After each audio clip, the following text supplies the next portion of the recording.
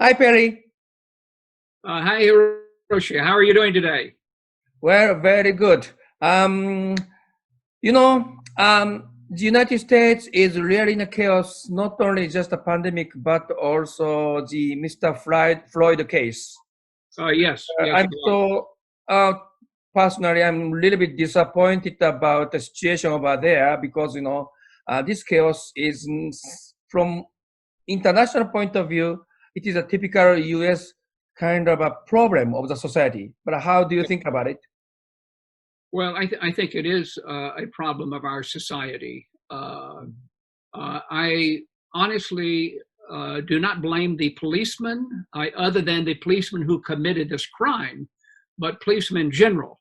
General, okay. In the United States are all very, very good. I mean, very good, and they are confronted with dangerous situations regularly themselves. Mm. Most of them, I don't know percentages, but certainly 99% of the Officer. police Mm. do a good job, are well trained. Some of them don't do the right thing, and in this case, the policeman did not do the right thing. And Mm. but I think the demonstrators who are protesters, we call them, which is wonderful. That's our country allows that and should. But I think they what they play. This is a personal feeling. I think they place too much blame on police in general, Mm. and are not dealing with the some ground level society problems that we have that we should be dealing with and should have dealt with many years ago. Well, what is a ground level society problem you mentioned? I will give you one example. Mm. There are probably many examples.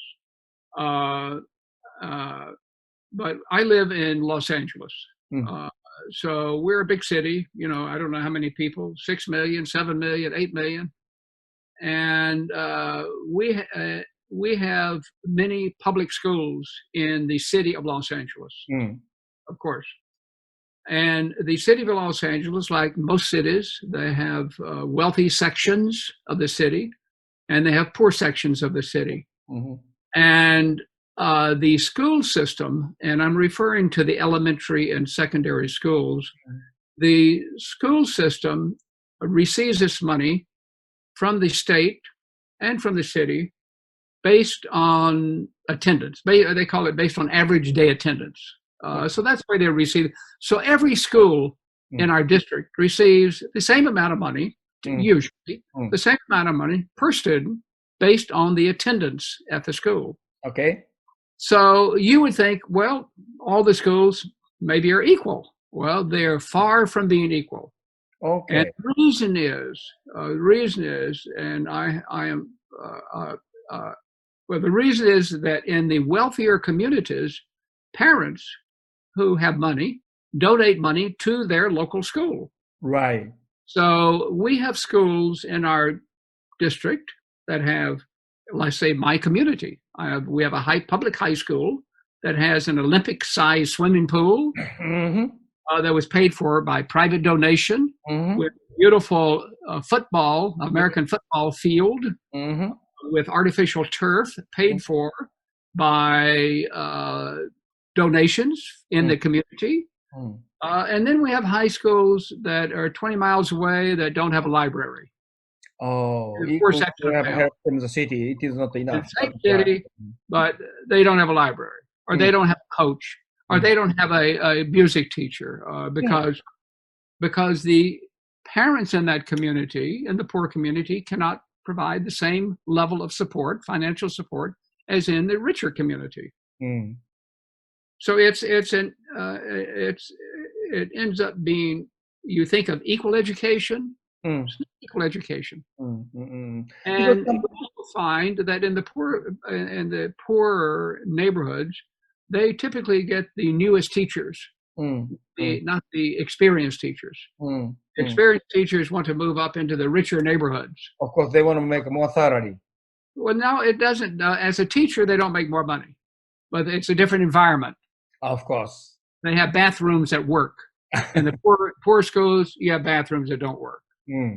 So that's just one example of how our society with respect to, and I would say respect to the poor, is not equal. And in particular, in our case here, I would say it's in respect to the African American or the Black community.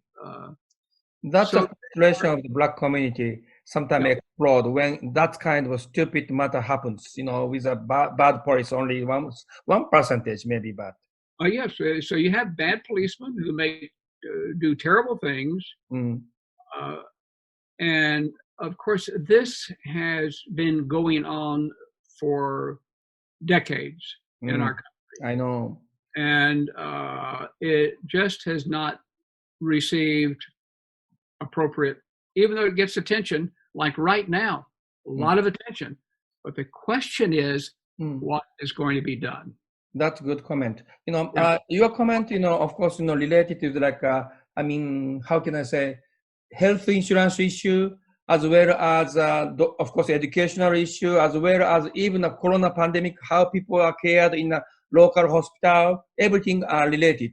And it's a big, complicated, tangled matter, I believe. Well, you find in the poorer communities, and you will find that the health education is not as good. The health service is not as good. We don't have universal health insurance. So individuals either have to find a local doctor to pay, which they usually have no money for, or they end up going to the hospital because they can't go to the doctor. They go to the hospital, they cannot turn them away. They get treatment at the hospital, but only after they become seriously ill, not before. Yeah, two questions. First one. So you think that something like affirmative action type things must be created more and more support equality? Well, I think first you have to, and I'm not a sociologist, so I'm just speaking from my personal experience, but I would say you pick there are a lot of different issues, and you have to work on each one of them. So take the education, for example. There is a solution for this. And the solution would be, let's assume that people can donate money to the school, to their individual school. But instead of the money going to their individual school, it goes into a pot. So all the money all donated money goes into a pot and is distributed equally among all the children in the community. You can be a governor. I vote for you. Yeah, but nobody likes people who live in the wealthy community do not like I've suggested this. I had a discussion. Why they don't like it? They want, if they donate money, if they have a child in a local community here that's a very good, nice school, and they donate money to that school, they want their own children to receive the benefit for that money. Okay, I understand. They don't want that money to go outside their school. I understand. Okay. And it's not that they don't recognize a problem with the children in the poor communities, but the parents in the wealthy communities don't want to pay for it. I understand. Now, second question is, in this kind of a frustrated situation, as you mentioned, and then so-called peaceful demonstration is guaranteed by Constitution, of course. Of course. Then, there are big conflicts right now in Washington, D.C., and the demonstration was smashed by the president, kind of federal police, and this kind of how can I say? Then now you're talking. People are talking about deploy of the military to seize this problem. Do you have any opinion? Well, the people did not talk about deploying the military. President Trump talked about deploying. I know that. No one agreed with him. No one in his administration who spoke out in favor of that. So what happened in Washington, D.C. with President Trump when he was walking across to the church where he wanted to have his picture taken? In order to do that, they had to disperse the demonstrators who were there, because the president could not walk across the street. And this I was reading, was to have been done an hour or two before the president was going to walk to the church.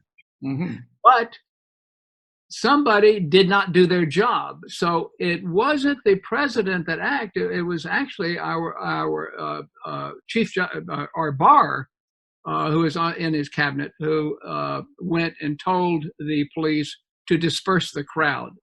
So it should not have been done. It was a terrible picture, and even it was a big mistake on the part of the president.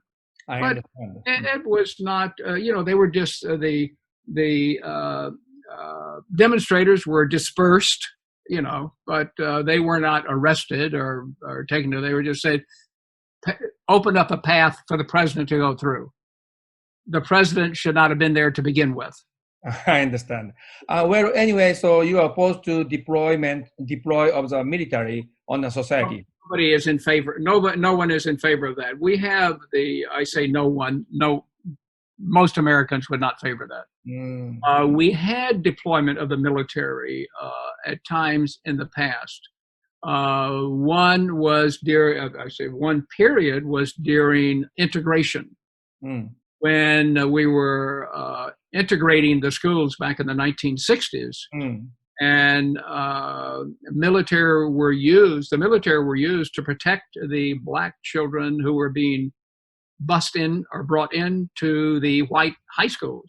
And so the military was used to protect them, but it's very seldom done. And certainly we have no reason now. There is no reason now to use the military for anything. They do use the National Guard. So you have to understand the difference between the National Guard, which is military, but not under the federal government. I understand. The National Guard is under the state governor. So the state governor manages the National Guard. The National Guard is sort of an odd thing that probably does not exist in most countries, but people join the National Guard. It's like a state army. It's not full time. It's 1 weekend a month. They're training. They go 1 weekend a month. And they are, in the time of war, they may be called up to be sent overseas. But typically, they are full-time employees. They're not full-time military people. They're weekend people. They just do this on weekends. So I sent you a photograph of. Okay. They wear military uniforms, of course, because the National Guard is military, but under the control of the governor. That's more like an independence of the local government. That must be important. It's the governor of the state is in charge of the National Guard. Yes. Unless during time of war, where the National Guard may be called upon by the federal government to join the regular army and to go abroad. That's good explanation. That's good explanation. Thank you. And lastly, do you have any general comment about this all issue happening in the US? What is the future? And what is your opinion? And whatever, if you have any last comment. Corona or with the demonstrations or with the Mr. Floyd issue? Every society has its problems. And every society, whether it be pandemic problems or whether they be societal problems, they usually, they will come up, they will become heated, and usually some good comes out of it. We become a better nation as a result of it. We're never perfect. And, 10 or 15 years, we have another issue that we have to work on. So it's societies are growing a country. As society ages, they go through a developmental process, and it never ends. It is never-ending process. You never reach perfection. Yep. Okay. All right. Thank you, Perry. And please stay home as much as possible. Well, I'm staying at home, but I'm going out for dinner tonight. Oh, that's good. The time in 6 weeks. The restaurant is now open tonight, so we're going tonight. That's good. And also, I hope that we can meet together, see you in person pretty soon when everything is over. Anyway. Yeah, pleasure. And thank you very much, Hiroshi. Thank you. Thank you. Thank you. はい。ペリーのですね、住んでる場所は、ロサンゼルスの中では結構高級住宅地なんですよ。で、彼は事業家としても非常に成功した人なんですね。だからある意味でお金を持っている白人の人のお話なんですけどね、今回の人種問題とか、それから貧富の差の問題について彼のコメントは非常に分析的で面白かったですよね。まずね、基本的にアメリカというのはやはりドネーションの社会なんですね。つまり、いわゆるお金を寄付するということね。だから豊かなところは、基本的にどんなにもういろんなところ、もう平等に政府がお金を使って道路を作ったり、それから学校を作ったりしても、やはりそのドネーションが少ないと、そこはどうしても惨めな学校になっちゃう。例えば、豊かな学校ではオーケストラまで持ってるけど、お金のない学校は公費だけでやってるから、公費だけでやってるわけですから、どうしても、なんていうのかな、そういうものを持てなくて、それから設備もおかしくなっちゃうと。そういうことが積もり積もって、非常にね、問題になっていると。だから彼の場合の意見としては、例えば、要するに豊かな人たちが税金ではなくてちゃんとドネーションをするような一つのポット、つまりその器を作ってそこにお金を入れて分配するというようなシステムを作るっていうことが社会機能として必要だなというような指摘でしたよね。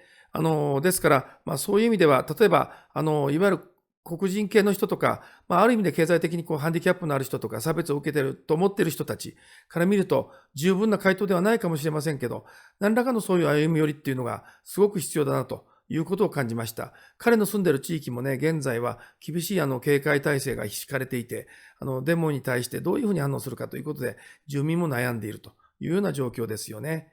はい。アメリカの一つの現状、コロナの中で、国が揺れて、かつ、なんていうかな、フロイドさんの、事件で、人種問題で火を吹いていると。こういう状況の中での、現状を、語ってもらいました。